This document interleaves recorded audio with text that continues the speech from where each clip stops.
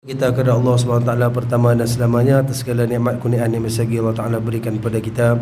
Puji dan puja kepada Allah pemilik semesta alam atas nikmat iman dan Islam. Syukur Alhamdulillah tuan-tuan, Allah SWT masih lagi berikan kita kesihatan dan kekuatan tubuh badan.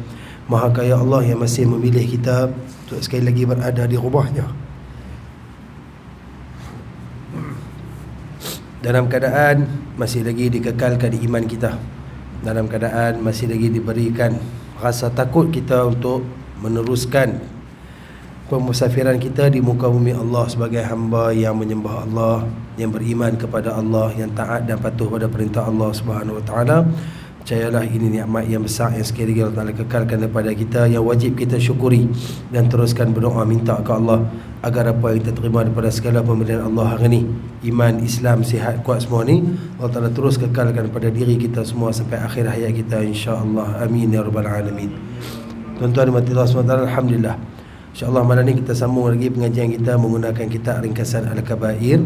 Pada malam ni kita akan masuk pada bab yang baru, iaitulah pada muka surat yang ke-98, dosa yang ke-16 di bawah tajuk mencuri.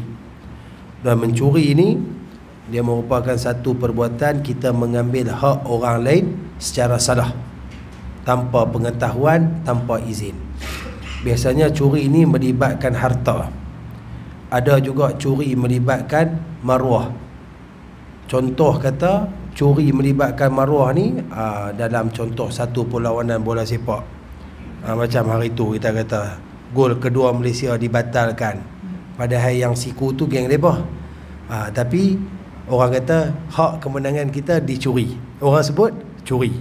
Sebab jadi biasanya bila kita lalui keadaan mencuri ni, dia kira benda-benda yang ada harga lah, wang, kereta, kasut, benda-benda yang melibatkan material. Akan tetapi tuan-tuan, mencuri maruah itu sebenarnya lebih buruk daripada mencuri yang zahir ni tuan-tuan. Contoh mencuri hak kan? Kalau kita nak kata contoh baru ni tuan-tuan, bagaimana 2-3 hari lepas kita tengok dalam senario politik, tiba-tiba di Sabah apa yang berlaku tuan-tuan, kita semua tahu kan? Dalam duk elok-elok duk buat pakatan, lalas isytihar kata tak ikut pula dah, tak sokong pula dah kan? Nak buat satu rancangan, rupa-rupanya rancangan tersebut tak disetujui oleh Allah Subhanahu Wa Taala dan rancangan itu gagal dalam usaha nak mencuri untuk memegang tampuk pemerintahan. Kalau benda dah kalah ni, kalah lah. Kalau kita tak layak, tak layak lah. Pasal apa kita nak gunakan cara yang salah untuk mencuri dan sebagainya? Cari jalan, walaupun istilah dia tak sebut curi, dia sebut apa? Tebuk atap kan? Tak kiralah apa pun tuan-tuan, bila kita mengambil sesuatu hak yang bukan hak kita secara salah, secara batil, secara kekerasan dan sebagainya, maka semua itu dikira sebagai mencuri. Bila kita faham hak apa saja, bukan dari segi kebendaan semata-mata, dari segi keadilan, dari segi maruah, semua benda tuan-tuan. Biasanya orang yang berpangkat, orang yang berkuasa, orang yang berpengaruh, dia banyak mengambil hak-hak orang lain. Dia gunakan untuk mengkayakan ahli keluarga dia kan, untuk mengkukuhkan kedudukan dia. Hak-hak yang sepatutnya dia bagi ke orang tu dia tak sampaikan, itu juga dikira sebagai mencuri. Yang mana perbuatan mencuri ni tuan-tuan disebut dalam Al-Quran, perkara yang dilaknat oleh Allah, disebut oleh Allah akan hukuman dia, dan perkara yang sangat dibenci oleh Nabi SAW. Kan, kita sedia maklum dalam agama kita tuan-tuan, hukum Allah Subhanahu Wa Taala yang ditetapkan pada orang disabitkan mencuri adalah potong tangan. Potong tangan tuan-tuan ni, buang pergelangan tangan ni. Bukan kata benda yang main-main tuan-tuan. Kita nak kerat benda ni, ni tak ada jari tak ada, bukan kata tak ada satu tuan-tuan, bukan tak ada sebatang, tak ada satu hun pun dia kerasa cacat dia. Kan tiap jari ada 3 hun ni kan, 3 bahagian ni, tak ada satu bahagian ni pun dia rasa susah dah tuan. Satu sebatang jari pun tak ada, cukup payah kita nak hidup sebab kita duk biasa dengan lengkap 5 jari, apatah lagi tak ada terus tangan. Jadi hukuman yang berat menandakan perkara tersebut perkara yang dilaknat, perkara dibenci oleh Allah dan Nabi SAW. Baik, saya ambil dulu sikit pendahuluan daripada kitab asal. Mencuri itu adalah merampas hak orang lain secara batil, yakni salah. Orang yang kecurian barangnya akan menyumpah si pencuri dan mengutuknya. Bahkan akan mengatakan apa sahaja yang sedap di mulutnya untuk memuaskan hatinya. Sedang hatinya sukar dapat merasa puas, biar sumpahnya sampai berkarung-karung, yang bahayanya pula mungkin akan menimpa diri si pencuri. Kerana orang yang kecurian barangannya itu termasuk orang-orang yang zalim, yang dizalimi. Sedang menurut sabda Nabi SAW, orang yang dizalimi itu selalunya terkabul doanya. Jadi jika hendak dinilai barang yang dicuri itu dengan bahaya dan bencana pencurian, memang tidak ada imbangannya sama sekali. Kalau begitu, mengapa mesti mencuri? Ini Syekh buka tuan-tuan dalam kitab Asas. Syekh kata mencuri ni kesan besar dia sebab apa tuan-tuan? Dia termasuk dalam satu perkara yang disebut oleh Nabi SAW, doa yang tidak ada hijab. Doa yang akan sampai direct kepada Allah Subhanahu Wa Taala. Antaranya doa ibu dan bapa kepada anak-anaknya. Yang ni kita kena betulkan tuan-tuan. Duk kalut lah ni nak main musim periksa ni kan. Yang sekolah rendah, sekolah menengah, kot tuan-tuan baru dengar UASA. Dah duk kalut dengan ujian tu. Satu ujian yang kita nampak sangat praktikal, yang mana soalan tu main pada kementerian sendiri. Guru-guru pun tak tahu, tak dibenarkan tengok. Dia ada orang tertentu ya yang boleh download, photostat, stapler, bos siap-siap. Kita pagi tu baru boleh ambil tengok. Jadi tak tahu soalan. Soalannya sangat standard. Lepas tu kita nak main dah pula SPM, kita nak main STAM dan sebagainya. Kira kita dah masuk musim peperiksaan. Maka mak pak ni, antara amalan yang dia akan buat, dia akan cuba sedia upaya nak bantu anak dia. Pergilah cari ustaz-ustaz, tok-tok guru. Tak buat ayak sikit. Ni bagi anak saya hilang takut, bagi hilang ketang. Sedangkan dia pergi minta untuk anak dia. Dia sedar tak? Doa dia berkali-kali ganda lebih kabul daripada ustaz yang dia minta tu. Sebab dia minta untuk anak dia. Doa ibu bapa kepada anak tidak ada hijab. Walaupun mak ayah dia tu ahli maksiat, walaupun mak ayah dia tu kufur kepada Allah, tak sembah Allah Subhanahu Wa Taala, tapi sebagai jawatan mak dan ayah, Allah Taala tak tolak doa mak ayah terhadap anak-anak. Dan juga satu lagi, doa orang yang dizalimi. Kita mengambil hak orang, curi hak orang, kita menganiaya orang, kita zalimi orang. Bila orang tu dizalimi, tuan-tuan apa yang pernah hilang tuan-tuan? Apa benda yang paling besar tuan-tuan pernah hilang? Kalau saya ni pernah hilang kereta kat pasar malam Empat Jajar. Cerita lama lah, kereta Iswara dulu, Iswara Aerobag. Kita pergi pasar malam, masuk beli barang, keluar main, kereta tak ada. Tempat kereta kita tu dah duduk kereta orang lain, kereta tak ada. Kunci duk ada kat tangan, kereta tak ada. Tuan-tuan, perasaan dia, orang yang kena dia akan rasa. Orang yang tak kena dia tak cakap, alah tak apalah, sikit-sikit lah, halal lah. Cakap senang lah. Kan? Bila kena kat kita baru kita tahu. Bila kata orang yang mencuri betul, Syekh bang, dia punya maki ni Syekh sebut berkarung-karung. Kalau kita sebut berguni-guni tuan, punya duk hamput. Siapa buat kerja guni menyusahkan aku, pumpang-pumpang sambil kita doa ke Allah. Tuan-tuan, hati kita tak seutuh Nabi SAW. Yang mana semakin kuat kejahatan diberikan kepada Nabi SAW, semakin kukuh kebaikan yang dibalas oleh Nabi SAW. Kita tak sampai tahap tu tuan. Orang penanya kita memang marah, memang tak puas hati, doa macam-macam hak tu hak ni tuan-tuan. Syekh kata doa ni lebih bahaya daripada benda yang dia curi tu. Takut tak baloi. Curi benda yang sekian-sekian nilai, tapi disebabkan doa orang dizalimi itu Allah Ta'ala makbul, dia dikenakan balasan yang lebih teruk daripada nilai barang kecurian dia. Sebab tu dalam Islam, mencuri ni dilarang. Sebab dia boleh mendatangkan kesan yang buruk kepada si pencuri, dan dia boleh menyusahkan kepada orang yang dicuri. Baik, tengok pada kitab kita. Allah Subhanahu Wa Ta'ala berfirman dalam surah Al-Ma'idah ayat 38. A'udzu billahi minasyaitonir rajim. والسارق والسارقة فاقطعوا أيديهما جزاء بما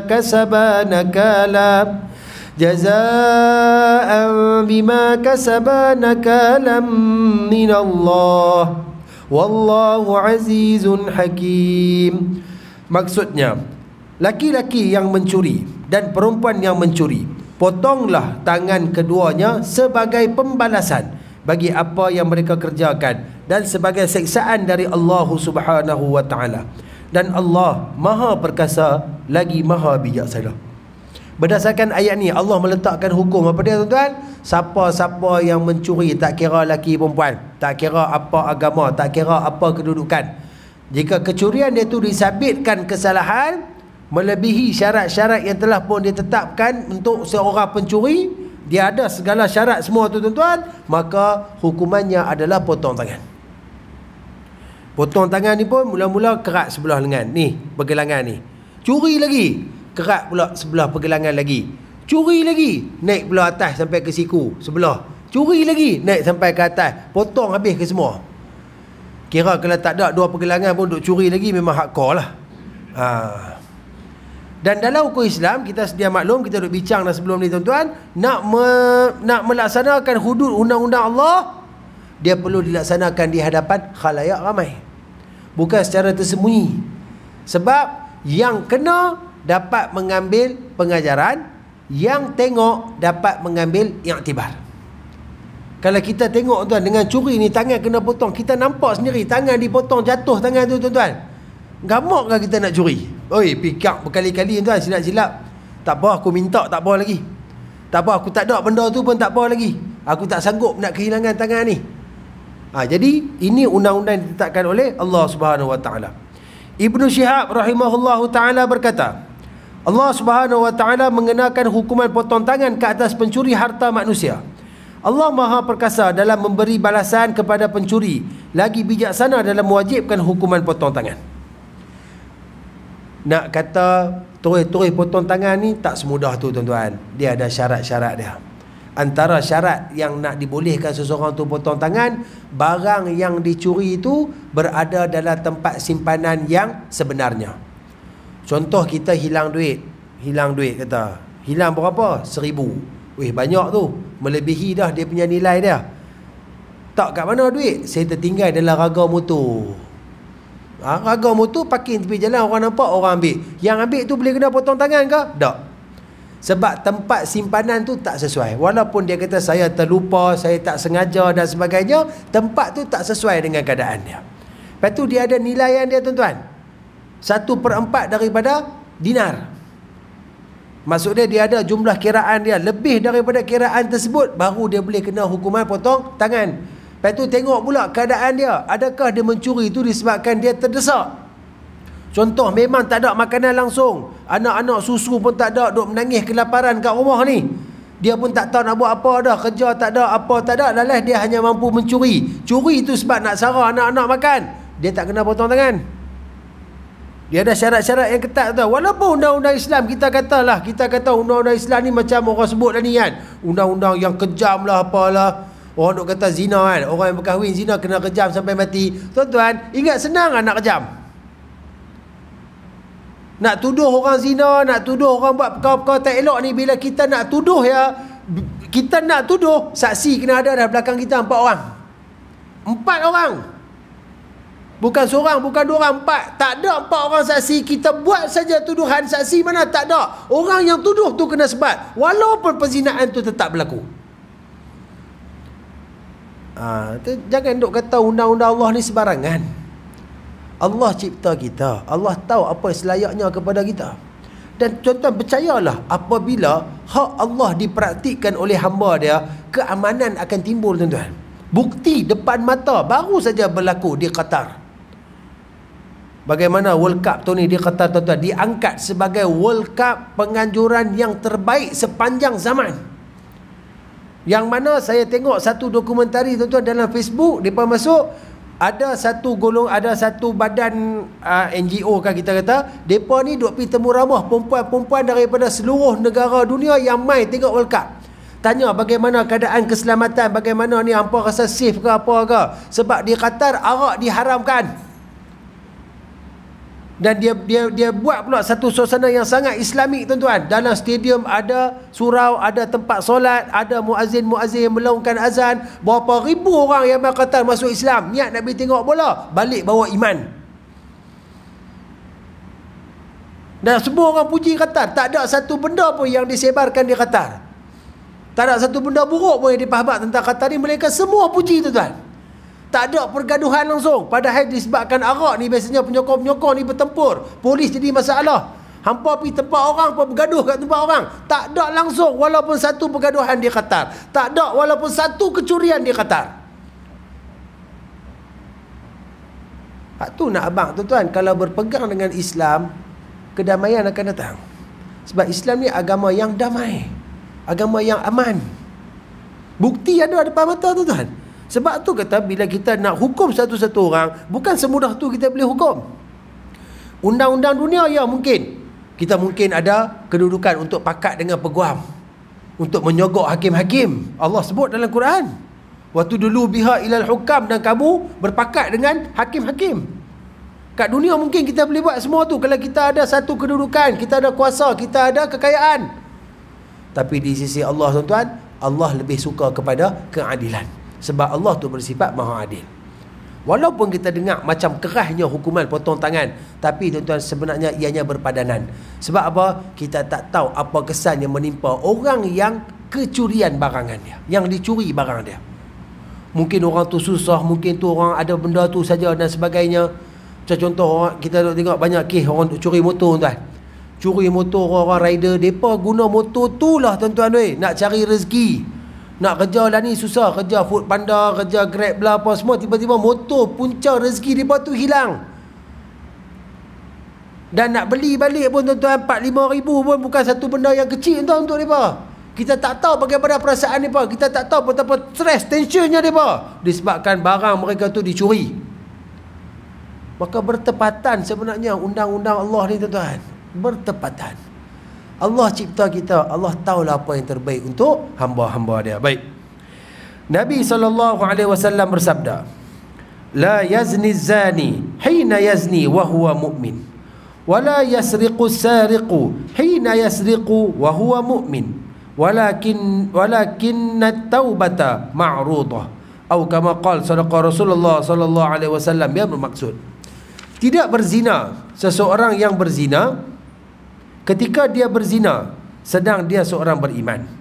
Tidak mencuri seseorang pencuri ketika dia mencuri sedang seorang yang beriman, tetapi pintu taubat itu sentiasa terbuka. Faham hadis ni tuan-tuan? Okay, kita ambil apa yang Syekh terangkan dalam kitab Asai berkenaan hadis ni, yakni ketika hendak berzina atau hendak mencuri, atau dalam riwayat lain ketika hendak meminum minuman keras, iman di dada itu akan keluar, tidak sanggup ikut menetap dalam badan orang yang berbuat dosa yang dikutuki oleh Allah. Jadi bayangkanlah betapa bahayanya keadaan manusia yang melakukan maksiat-maksiat ini kalau berlaku sesuatu bencana atas dirinya apabila iman dalam dada sudah tercabut. Dan jenis tiap-tiap satu dari iman dan jenis tiap-tiap satu dari maksiat ini pula sama bahayanya. Betapa tidak, bukan tak pernah dengar orang yang berzina dibunuh oleh siapa berkait rapat dengan perempuan yang diperlakukan zina ke atasnya. Kadang-kadang perempuan itu sendiri yang membunuhnya, dan terkadang-kadang dia pula yang membunuh perempuan itu kerana takut bocor rahsianya dan sebagainya. Demikian pula dengan orang yang mencuri, boleh dibunuh dan boleh membunuh dengan orang yang dicuri itu. Begitu pula dengannya orang yang meminum minuman keras, apabila hilang fikirannya, semua perkara boleh dilakukannya tanpa perasaan. Bukankah itu semua berbahaya? Berdasarkan hadis ni, Syekh kata, Nabi sebut ketika ada iman, tak ada satu maksiat pun kita akan buat. Itu kesimpulan hadis ni. Takkan berzina seorang penzina ketika mana dia hendak berzina, dia ingat kepada Allah. Takkan mencuri seorang pencuri ketika dia nak mencuri, dia takut kepada Allah Subhanahu Wa Taala. Iman tak boleh duduk dalam jiwa orang yang melakukan perbuatan yang diharamkan oleh Allah, perbuatan yang mendapat laknat dan kutukan Allah. Kita dah tengok dalam bab arak, kalau tuan-tuan masih ingat, bagaimana disebutkan oleh Nabi ketika mana seorang-seorang tu minum arak buat maksiat, iman tu dicabut daripada diri dia seperti mana pakaian yang dicabut daripada badan. Makna kata tak ada tinggal walaupun sehelai benang, tak ada sedikit sisa. Iman cabut habis tuan. Ketika mana iman dicabut, pada waktu tu kita tak sembah Allah. Walaupun mulut kita mengaku la ilaha illallah, tapi iman kita tak ada. Dan jika kita tak bertaubat tuan-tuan, iman tak dan kembali ke dalam jiwa kita, takut-takut mati kita dalam keadaan kita kufur kepada Allah. Kufur kepada Allah tak ada tempat lain melainkan neraka Allah selama-lamanya, tanpa ada harapan untuk masuk syurga Allah Subhanahu Wa Taala, wal iyaz billah. Sebab tu hadis ni sangat menakutkan tuan-tuan. Walaupun Nabi sebut dalam hadis ni zina dengan mencuri, Dalam bab arak ada tambahan minum arak, 3 benda. Jadi kita boleh faham segala jenis maksiat, dosa-dosa besar, ketika mana kita lakukan dia tuan-tuan, ketika tu iman tak ada bersama-sama dengan kita. Sebab tu kalau kita tengok alim-alim, tok-tok guru tuan-tuan, bagaimana mereka ni berusaha untuk pelihara diri daripada maksiat, sebab mereka tahu apa saja maksiat yang dibuat, yang dilakukan, menyebabkan iman akan dikeluarkan daripada jiwa kita. Hari ni Allah pandang kita, Allah nak tolong kita, Allah bagi kebaikan kepada kita disebabkan kita beriman kepada Allah. Bila iman tak ada tuan-tuan, sia-sia solat kita, sia-sia amal ibadat kita. Tak ada satu pun yang akan dihitung kira oleh Allah Subhanahu Wa Taala. Bahkan kita akan diberikan jalan yang mudah. Hang waktu hang mati ni, hang mati dan kena tak beriman kat aku, hang buat maksiat kat aku, aku dah habaq, jangan hang buat juga. Lah ni apa amalan pun aku tak mau tengok, aku tak iktiraf hang sebagai hamba, maka malaikat keheret kita campak masuk neraka. Semudah tu saja tuan-tuan. Kita ni sepanjang hidup golok bergadai, tunggang langgang kan, kita pergi semayang lah, apalah, sedekah, kita duk baca Quran, buat tu buat ni, tapi maksiat sama naik, menyebabkan iman kita tuan-tuan tak kukuh. Maka benda tu kena jaga tuan. Doa Allahumma ahyina bil iman wa amitna bil iman wa ahsyurna bil iman wa adkhilna al jannata ma'al iman kena jadi doa yang rutin, yang mesti kita baca tiap-tiap hari tuan-tuan. Mohon dengan Allah di atas rahmat dan kasih sayangnya supaya dipelihara iman-iman kita. Kalau kita nak pelihara iman kita tuan-tuan, kita ni lebih galik kepada keduniaan. Macam hari ni mai kuliah tuan-tuan, mai lah kuliah tapi duduk keling jugalah. Sehari 8.45 whistle akan ditiup. Dalam duduk kuliah ni pun duduk teringat kau ni, oi sehari bola dah. Padahal bola tu tak ada kesan pun. Kalau Malaysia menang kita seronok, kalau Malaysia kalah kita kutuk sat, lepas tu esok habis tak. Benda tu tak ada kesan pun dalam kehidupan kita. Tapi duk berasa dunia. Ni saya cerita saya ni. Duduk tang sini ni, duduk cakap dengan tuan-tuan ni, masih duduk boleh teringat benda-benda yang macam tu. Makna kata Allah saja yang mampu pelihara dan jaga iman kita tuan-tuan. Baik. Daripada Ibnu Umar radhiyallahu anhuma, beliau telah berkata, anna Rasulullah sallallahu alaihi wasallam qata'a fi mijanni qimatuh 3 darahim. Atau kama qala sadaqa Rasulullah sallallahu alaihi wasallam, yang bermaksud bahawa Nabi sallallahu alaihi wasallam telah memotong tangan pencuri perisai yang berharga 3 dirham. Hadis sahih riwayat Al-Bukhari, Muslim, Abu Daud dan An-Nasai. 3 dirham ni tuan-tuan, dia bersamaan lebih kurang dengan suku dinar. Jadi itu adalah harta ataupun jumlah nilai yang lebih daripada tu dia kena potong tangan. Kurang daripada tu dia tak kena potong tangan, dia kena denda. Itu adalah salah satu syarat daripada nak potong tangan. Dan benda ni dibuat oleh Nabi SAW. Sahabat menyaksikan dan mereka meriwayatkan. Makna kata orang yang dipotong tangan sebab curi perisai ni, sudah tentu perisai itu berada dalam tempat yang sepatutnya. Dia mendapatkan perisai tersebut dengan tujuan-tujuan peribadi yang tak ada pun sebab-sebab darurat, bukan disebabkan kemiskinan dan sebagainya. Dan dia curi pula benda yang berharga. Maka semua syarat ni berkumpul, kawan tu didapati bersalah, Rasulullah potong tangannya. Dalam YouTube ada, kalau tuan-tuan nak tengok hukuman potong tangan, saja search tengok. Dia akan tarik tangan ni, so satu belah dia tarik kat sini, yang pergelangan ni dia tarik pergi ke depan, dia akan tinggal tan joint ni tuan-tuan, dia letak pisau sikit lah, tarik kutu lah, keluar tangan. Kan ni kita ada joint ni kan, dia potong tan joint ni tuan-tuan. Akhirnya jadi kudung. Tak boleh bayang tuan-tuan. Tak boleh bayang. Setiap anggota Allah Subhanahu Wa Taala sangat bernilai dan berharga untuk diri kita tuan-tuan. Setiap anggota. Kalau anggota tu sakit, susah hati kita tuan-tuan. Isyawat lah hari ni lutut sakit ni, nak berjalan pun susah ni. Susah hati. Awak mata ni kau tak nampak, telinga ni kau tak dengar. Dia ada saja tuan-tuan. Mai mana-mana libat anggota susah hati. Tu teraduk ada tapi ditarik sikit nikmat dia. Yang ni tak ada terus. Sudah tentu kita akan berada dalam keadaan kesukaran. Mendengar sabda Nabi itu, daripada Sayyidatina Aisyah radhiyallahu taala anha berkata, kana yaqta'u yadu sariqu fi rubu'i dinarin fasa'ida, atau kama qala sadaqa Rasulullah sallallahu alaihi wasallam, yang bermaksud Rasulullah sallallahu alaihi wasallam memotong tangan pencuri dengan nilai 1/4 dinar dan ke atas. Hadis sahih riwayat Bukhari dan Muslim. Kalau dirham 3 dirham, kalau dinar 1/4 dinar, suku dinar. Ini adalah jumlah yang ditetapkan oleh syarak berdasarkan apa dilakukan oleh Nabi sallallahu alaihi wasallam.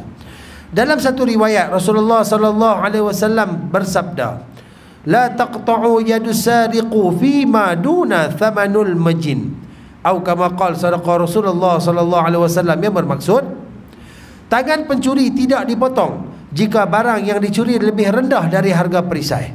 Sayyidatina Aisyah radhiyallahu taala anha ditanya, berapakah harga perisai? Jawabnya 1/4 dinar. Kalau kurang daripada tu tuan-tuan, tak dipotong tangan, tapi dia tetap ada denda dalam bentuk ta'zir. Mungkin dia kena bayar ganti rugi dan sebagainya, tetap ada. Sebab setiap kesalahan mesti ada hukuman. Setiap kesalahan tak boleh dilepaskan begitu saja, kecuali kalau kroni, kecuali kalau cikgu dengan anak murid, kecuali dengan siapa-siapa. Geng-geng boleh dilepas macam tu ya, boleh pakat-pakat tutup. Tapi umum kita mengetahui bahawa setiap kesalahan pasti ada hukuman. Anak kita, cucu kita nak buat salah, tuan-tuan biar ke? Tuan-tuan bagi tak hukuman? Bagi. Cuma tengok bentuk hukuman. Kadang-kadang hukuman tu dalam bentuk nasihat, hukuman dia dalam bentuk marah, hukuman dia dalam bentuk rotan. Hukuman bukan mesti benda menyakitkan, tapi benda tu boleh memberi kesedaran. Kawan ni buat macam ni, hang nasihat ya? Tak apa, kita nasihat dulu, cakap dia kok-kok lepas ni dia tak ulang dah. Walaupun kita nasihat dengan nada elok, tapi itu benda yang boleh memberi manfaat kepada dia. Dia boleh faham bahawa benda tu benda salah dan dia ditegur. Itu juga termasuk dalam hukuman. Cuma orang yang mencuri kurang daripada 1/4 dinar, dia tak dipotong tangan, tapi dia ada hukuman-hukuman yang lain. Baik. Dalam riwayat lain pula, Nabi SAW bersabda, iqta'u fi rubu'i dinarin wala taqta'u fi ma huwa adna min dhalik, atau kama qala sadaqa Rasulullah sallallahu alaihi wasallam, yang bermaksud potonglah tangan pencuri yang mencuri 1/4 dinar, tetapi jangan potong jika kurang daripada itu. Hadis sahih riwayat Imam Ahmad dan At-Tabrani. Yang ni nampak terus clear hadis ni. Dari segi dinar 1/4, dari segi dirham 3 dirham. Kurang daripada 2 nilai ni tak boleh dipotong. Apa beza dinar dengan dirham? Dinar wang mah, dinar wang mah, dirham tu wang perak. Nah, sudah tentulah mas lebih mahal daripada perak. Sebab tu 3 keping dirham bersamaan dengan 1/4 dinar. Mana kata nak dapatkan sama 1 dinar tu, dia kena keluarkan sekurang-kurangnya 12 keping dirham, baru sama nilai dengan sekeping dinar, yakni sekeping wang emas. Yang ni yang ditetapkan oleh syarak daripada Nabi SAW. Baik.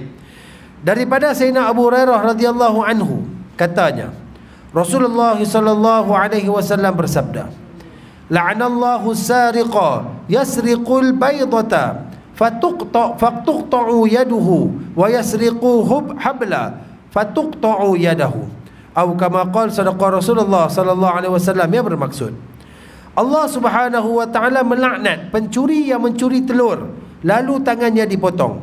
Begitu juga pencuri yang mencuri tali lalu dipotong tangannya. Makna kata apa-apa saja benda yang kita curi yang lebih daripada syarat-syarat dia, kena potong tangan.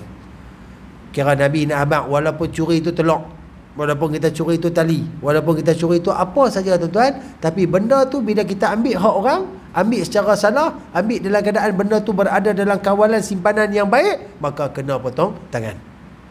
Malaysia hari ni macam mana tuan-tuan? Dia ikut siapa yang mencuri. Kalau yang mencuri itu orang tak nak nama, walaupun dia susah dan sebagainya, duduklah penjara. Kan? Kes banyak masuk paper apa semua tuan kan. Pendek mahkamah, ibu curi susu. Sebab apa? Tak ada duit nak beli susu kat anak, pergi supermarket curi susu.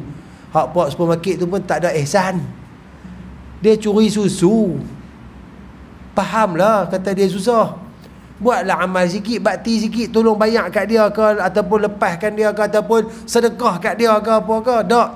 bawa pergi balai report. Bila dah report, polis kena ambil tindakan, bawa pergi mahkamah, kena penjara setahun 2 tahun. Pasal apa? Sebab dia ni orang miskin, dia tak ada kabel, dia bukan satu orang yang ada pangkat, pengaruh dan sebagainya. Tapi ada juga orang yang curi banyak, tuan. Ada yang kena hukuman yang kita nampak macam tak setimpal. Ada yang tak kena hukum pun ada, tiba-tiba gugur macam tu je. Allah lebih mengetahui segalanya. Kat dunia boleh lari, kat dunia boleh pusing, buatlah apa yang kita mahu kat dunia. Tapi jangan lupa, kita akan ada satu lagi tempat untuk diadili segalanya. Sebab tu habaq kat sini dah, tuan-tuan. Apa saja benda yang kita curi, kena dengan syarat dia, semuanya akan dipotong tangan. Jadi, kalau kita mencuri di sini, disabitkan kesalahan, kena denda, kena penjara dan sebagainya, tuan-tuan, agak-agak undang-undang ataupun hukuman yang kita kena tu setimpal tak? Bersamaan tak dengan apa yang dikehendaki oleh Allah? Takut-takut tak sama. Allah kata potong tangan. Kita tak potong tangan. Undang-undang kita pakai undang-undang makhluk yang kita kena penjara saja. Lepas tu keluar penjara. Dosa tu ada lagi tak? Takut-takut ada lagi, tuan. Sebab untuk dosa besar, kalau kita nak dapat pengampunan, nak taubat kepada Allah, maka kita hendaklah mendahulukan hukuman-hukuman yang telah ditetapkan oleh Allah. Terima hukuman dulu. Orang tak kahwin, dia duduk berzina. Kemudian dia dah sedar insaf, dia nak kahwin. Kan? Dia nak tinggal dah zina tu. Apa perlu dia buat, tuan? Sebelum dia bertaubat, dia hendaklah disebat dulu dengan 100 sebatan. Disebabkan perbuatan zina dia. Tapi di Malaysia tak ada benda tu. Dia kata, ni kalau aku pergi report kat polis, aku masuk dalam terus ni, kena 20 tahun, 20 sebat. Sebab hukuman dunia tak sama dengan di Malaysia, tak sama dengan undang-undang Allah. Yang tu kita takut, tuan, bila undang-undang hudud tak dapat dijalankan. Ni tuan-tuan jangan kata politik pula nah. Ni kita berbicara tentang keadilan agama. Kita berbicara tentang undang-undang agama Allah. Sebab kita berpegang dengan agama Allah, kita ikhlas hati mengaku Allah tu Tuhan, kita ikut Allah. Maka ikut ni bukan ikut apa yang kita mahu, yang tak mahu kita tak ikut dak. Tak boleh, tuan-tuan. Macam sekarang ni duk main satu isu rumah tangga pelakon kan, tuan-tuan kan. Kahwin lain lah, apalah, tak mengaku yang tu yang ni, tuan-tuan. Tuan-tuan, membuka aib sendiri, tuan-tuan ni. Dia ni kata macam ni, dia ni kata macam ni. Lepas tu pula hakim terlalu ramai, netizen kita macam-macam dia kata, tuan. Siap menghina lagi fizikal isteri kedua dan sebagainya, kata muka macam tu, macam ni, tuan-tuan. Tuan-tuan, semua tu akan dituntut di hadapan Allah, tuan-tuan. Jangan duk seronok tulis, jangan seronok baca. Kita akan dituntut di hadapan Allah, tuan-tuan. Punya maha adil Allah. Kat sini kita boleh kata apa puas, kata sedap hati. Geram sangat. Yang kata kat perempuan pun ada, yang kata kat lelaki pun ada. Tapi lelaki kena pun sempoi agak. Lagu-lagu dia daripada duk main balik, filem-filem dia daripada duk berkeluar balik. Allah. Kan? Allah nak uji satu-satu orang, tuan. Allah nak uji. Kita ni, tuan-tuan, dalam keadaan hari ni, alhamdulillah, kita masih ada iman. Kita faham dengan hukum dan undang-undang. Maka kita elakkan daripada buat maksiat. Sebab kalau kita buat, takut kita tak boleh dikenakan undang-undang Allah. Yang mana kita masih berhutang dengan Allah Subhanahu Wa Taala. Hutang kat dunia tak selesai, akan dituntut pula di akhirat nanti. Baik. Al-A'mash mengatakan, para sahabat radhiyallahu anhum berpandangan bahawa telur tersebut adalah topi besi dan tali tersebut merujuk kepada tali yang bernilai 3 dirham. Maksud dia benda-benda yang ada harga, ada nilai. Baik. Daripada Sayyidatina Aisyah radhiyallahu taala anha berkata, seorang perempuan dari Bani Makhzum pernah meminjam satu barangan, tetapi selepas itu menafikannya. Maka Rasulullah sallallahu alaihi wasallam mengarahkan supaya dipotong tangannya. Keluarga perempuan tersebut telah berjumpa Sayyidina Usamah bin Zaid radhiyallahu an dan berbincang tentang perkara tersebut. Sayyidina Usamah telah menyampaikan kepada Nabi sallallahu alaihi wasallam sehingga baginda sallallahu alaihi wasallam bersabda kepadanya, "Ya Usamah, la araka tukallimuni fi haddin min hududillah." Wahai Usamah, aku tidak ingin melihatmu merungkai ketetapan hudud yang telah ditetapkan oleh Allah Subhanahu wa taala. Okey, dia lebih kurang macam ni, tuan. Satu perempuan, dia dituduh meminjam satu barangan. Lepas tu dia ambil barang tu, dia tak pulangkan balik. Tapi dia nafi. Dia kata aku tak buat benda ni. Maka bila disiasat-siasat, ambil barang orang, tak pulang balik, maka dia dikira sebagai mencuri. Maka Nabi SAW telah menetapkan, menjatuhkan hukuman dipotong tangan perempuan tadi. Tapi perempuan ni dan keluarga dia pergi jumpa sahabat Nabi Sayyidina Usamah bin Zaid, pergi negotiate. Tolonglah sahabat kat Rasulullah, tak boleh ke kita cerita kod lain, kita kena hukuman lain ke, takkan nak potong tangan ni pun, nak buat macam mana, benda dah jadi apa-apa macam tu lah kan. Duk fikir jalan belakang ni. Maka Sayyidina Usamah pun pergi jumpa Nabi SAW, pergi abad, wahai Rasulullah, ni untuk perempuan nak potong tangan ni, tak boleh kan kita buat sekian-sekian macam ni apa. Dia bagi cadangan. Maka Nabi kata, wahai Usamah, aku tak suka bila aku tengok hang ni duk buat satu perkara yang bertentangan dengan ketetapan Allah. Kawan tu kalau dah bersalah, maka dia tetap akan dikenakan hukuman. Nabi cakap kat Usamah. Okey. Kemudian baginda SAW bangun berkhutbah, sabdanya, innama ahlaka man kana qablakum annahu idza saraqa fihim asy-syarifu tarakuhu wa idza saraqa fihim ad-dha'ifu qata'uhu walladhi nafsi biyadihi law kanat Fatimatun ibnihi Muhammad saraqat laqata'tu yadaha atau kama qala sadaqa Rasulullah sallallahu alaihi wasallam, yang bermaksud sesungguhnya kebinasaan golongan sebelum kamu adalah disebabkan apabila golongan yang bermartabat tinggi di kalangan kamu mencuri, dilepaskan. Namun apabila golongan bawahan yang mencuri, dipotong tangannya. Demi Allah yang jiwaku di dalam genggamannya, jika Fatimah binti Muhammad sallallahu alaihi wasallam yang mencuri, pasti aku akan potong tangannya. Bila Nabi Sayyidina Usamah main macam tu tuan-tuan, main cuba negotiate nak kurangkan hukuman, Nabi jadi tak seronok. Sambil Nabi kata kat Usamah, wahai Usamah, jangan kita berdebat tentang hak-hak Allah. Bila Allah dah tetapkan satu perkara, ikut. Dan Nabi terus naik khutbah. Nabi kata, orang-orang dulu ni Allah Ta'ala binasakan sebab apa? Hak kaya buat salah lepas, hak miskin buat salah sangkut. Sebab tu mereka binasa. Lah berlaku tuan benda tu, Allah terang-terang depan mata. Makna kata kita ni berada di ambang kebinasaan oleh Allah Subhanahu wa taala. Dan Nabi bersumpah tuan-tuan, kalaulah yang mencuri itu Fatimah anak aku, maka tangannya juga akan dipotong. Kira Nabi nak abang kata, hang jangan duk kira lah dengan siapa-siapa, mungkin tu adik-beradik hang ke, tu mungkin kenalan hang ke, hang kesian dengan dia ke, hang jangan. Kalau kata melibatkan agama, kalau benda tu kena buat. Kalau orang tu buat salah, laksanakan hukuman. Sehingga kan Nabi menggunakan nama anaknya sendiri. Dan Nabi bersumpah, wallazi nafsu Muhammadin biyadih, demi Allah yang jiwa Muhammad sallallahu alaihi wasallam berada pada genggaman Allah. Tuan-tuan, Allah nak buat macam tu kat Nabi SAW, tak tuan? Sebaik-baik makhluk, ketua kepada segala manusia, penghulu segala Nabi dan Rasul, tapi dia menggunakan penguat kata yang sedemikian, demi jiwa Muhammad di tangan Allah Subhanahu wa taala. Makna kata Nabi akan berlaku adil, Nabi tak ada kronisme, Nabi tak ada pemberatan kepada siapa-siapa. Salah, kena. Salah, laksanakan hukuman. Yang tu benda susah kan. Kalau benda salah ni melibatkan ahli keluarga kita, kan, melibatkan orang kita sayang, payah tu kan.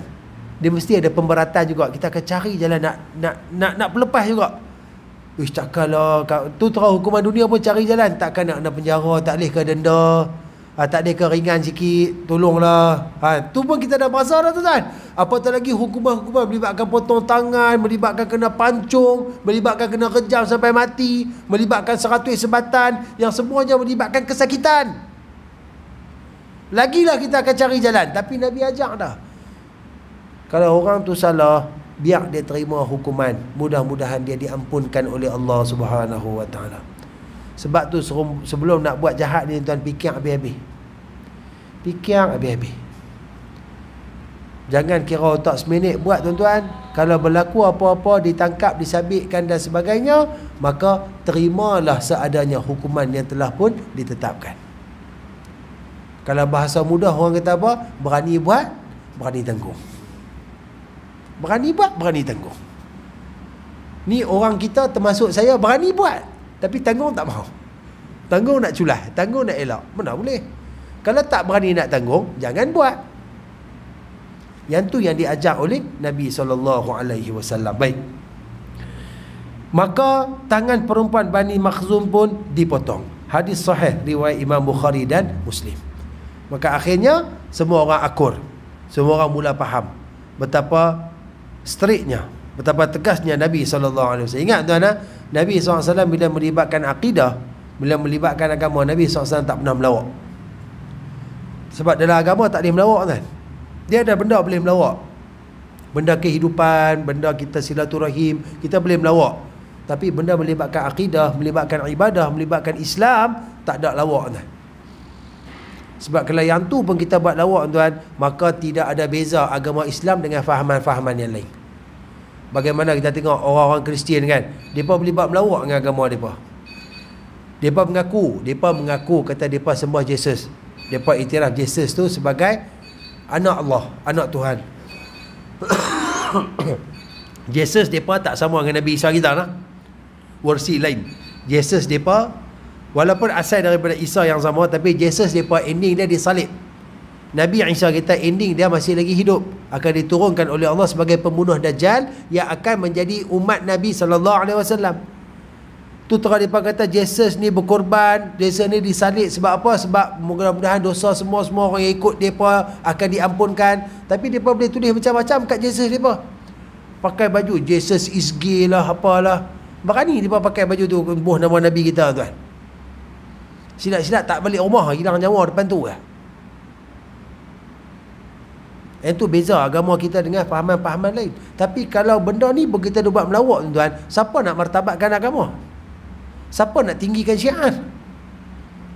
Sebab tu ajaran dan didikan Nabi SAW, bab akidah, bab ibadah, bab agama jangan main-main. Sami'na wa ata'na. Dengar ikut. Hampa mengaku Allah Tuhan, hampa mengaku aku ni Rasul hampa, utusan, maka hampa ikut. Itu didikan yang cukup cantik daripada Nabi SAW. Sikit lagi insya-Allah. Daripada Sayyidina Abdul Rahman bin Jarir radhiyallahu anhu berkata, Sa'altu Fadalah bin Ubaid an ta'diqi yadi sariqi fi 'unuqihi. Qala sunnatu qata'a Rasulullah sallallahu alaihi wasallam yada sariqin wa 'allaqa yadahu fi 'unuqihi. Atau kama qala, yang bermaksud, aku bertanya kepada Sayyidina Fadalah bin Ubaid berkenaan menggantung tangan pencuri di lehernya, adakah termasuk dalam perkara sunnah? Jawabnya, dibawa seorang pencuri menghadap Nabi SAW, lalu dipotong tangannya, kemudian diarahkan supaya digantung tangannya di lehernya. Tangan yang potong tadi digantung pula di leher, biar orang boleh tengok, sebagai tanda bahawa janganlah buat benda-benda yang dilarang oleh Allah dan Rasulnya SAW. Okey. Dan yang terakhir, ulama menyatakan taubat seorang pencuri tidak berguna, melainkan dia mengembalikan barangan yang dicuri. Jika dia muflis, hendaklah dia meminta maaf dari pemilik barang yang dicuri. Kita nak taubat tuan-tuan, dia termasuk dalam bab menzalimi orang. Ni bab zalim ni insya-Allah kita akan tengok pada pertemuan yang akan datang, muka surat sebelah tu. Oh, bab ni sedap tuan kalau kita nak cakap tuan. Memang saya tuan-tuan sangkut habis kita macam-macam benda tuan, daripada kecil-kecil sampai ke tua-tua lah ni tuan. Ada saja benda yang kita zalimi diri kita tuan. Ada saja kita zalimi hak orang lain. Mencuri juga termasuk dalam perkara menzalimi hak orang lain.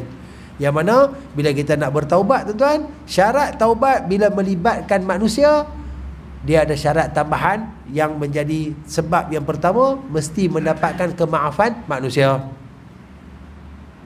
Saya pergi jumpa ni Tok Imam ni, dulu ni masa saya duduk main kuliah ni, saya tengok satu hari tu nampak slipper Tok Imam tu, saya berkenan.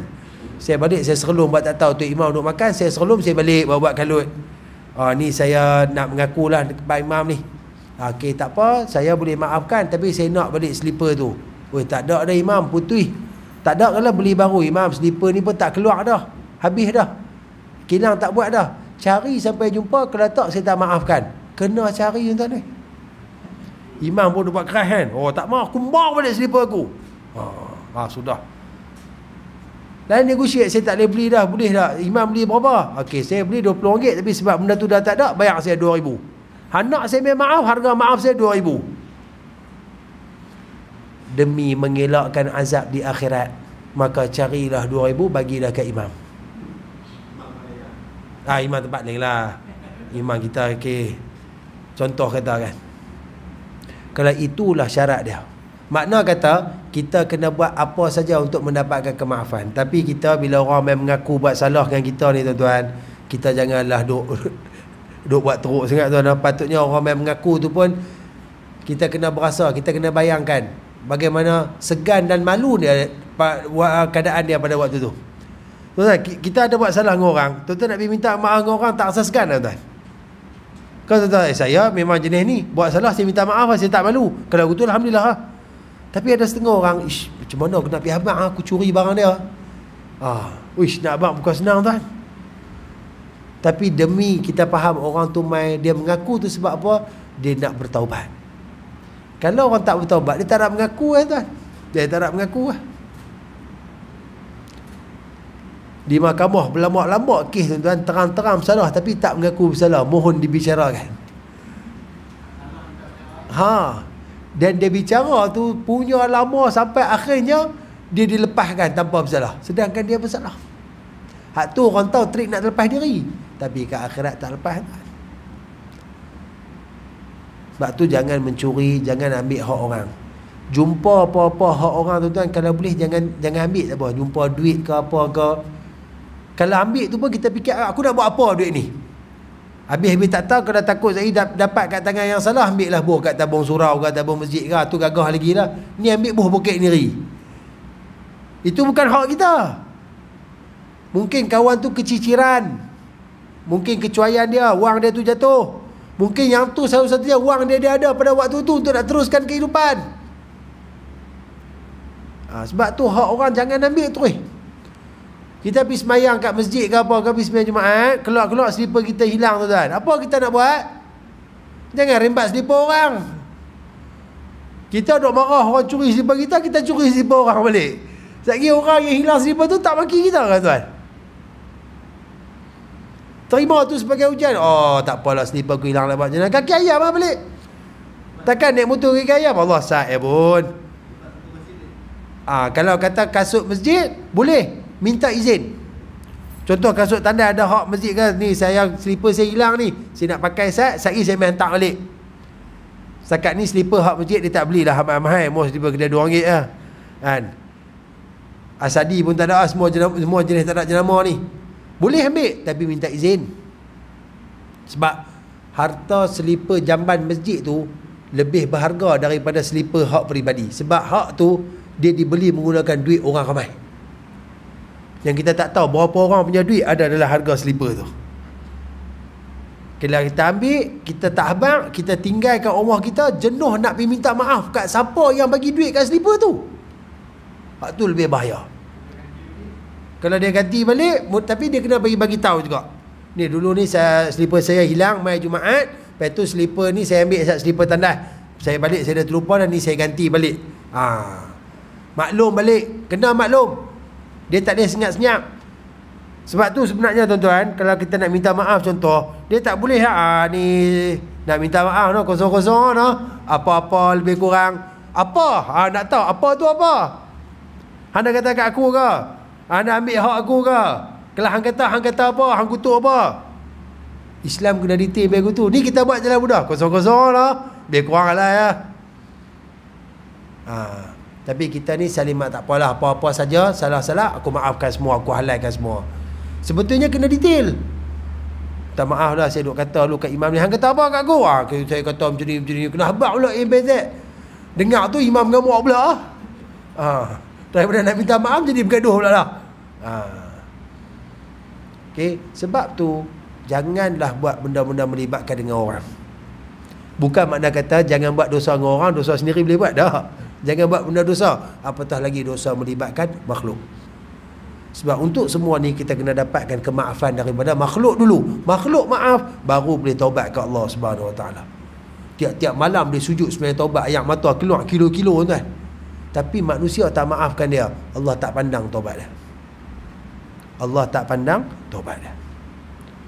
Mudah-mudahan kita akan diberi rahmat oleh Allah, dilindungi oleh Allah daripada segala kejahatan, diberatkan hati kita, diberatkan anggota kita untuk melakukan maksiat kepada Allah Subhanahu wa taala selamanya, insya-Allah. Tuan-tuan dan puan-puan rahmati Allah, saya berhenti setakat ini dulu. InsyaAllah kita akan sambung lagi pada pertemuan yang akan datang. Yang baik itu daripada Allah Subhanahu wa taala, yang buruk itu pada kelemahan, kehinaan, kebodohan diri saya. Mohon ampun dan maaf telah bahasa tersilap kata. Tuan-tuan dan puan-puan, kalau ada apa-apa kebaikan yang boleh kita ambil pada pertemuan malam ni, balik lagi pakat cerita, kongsi-kongsi sikit dengan isteri kita, suami kita, anak-anak, rakan-rakan, jiran-jiran.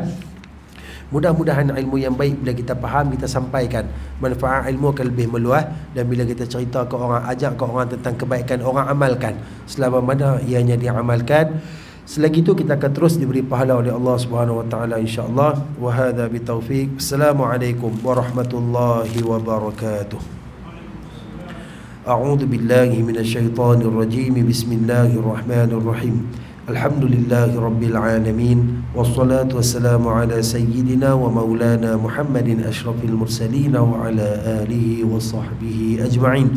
Allahumma akhrijna an zulumatil wahm wa akrimna binuril fahm وافتح علينا بمعرفة العلم وحسن أخلاقنا بالحلم وسهل لنا أبواب الفضل وانشر علينا من خزائن رحمتك يا أرحم الراحمين.